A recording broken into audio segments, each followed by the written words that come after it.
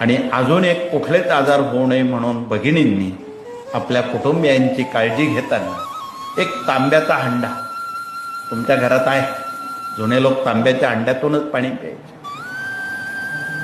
पिण्याचं पाणी उकळत असताना, त्यात गरम करत असताना एक चमचाभर हळद त्या पाण्यात टाकत तांब्याच्या हंड्यात.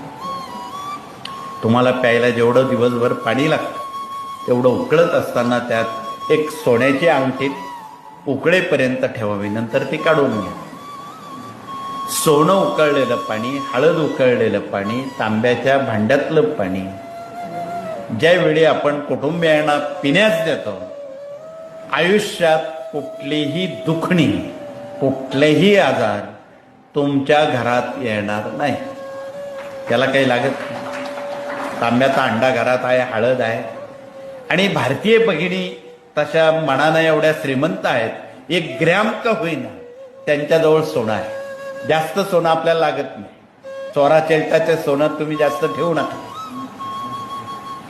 गरजेपुरता असलं बस झालं. एक अंगठी म्हणा किंवा 1 ग्रॅम जरी सोन्याचा तुकडा असला, तो पाण्याच्या उकळण्यापुरता ठेवला पुष्कळ झाला. नंतर तो सुरक्षित ठिकाणी ठेवा. सोन्याचा वापर आपण आरोग्यासाठी करावा, मोठेपणा खोटेपणा दाखवण्यासाठी, ऐश्वर्य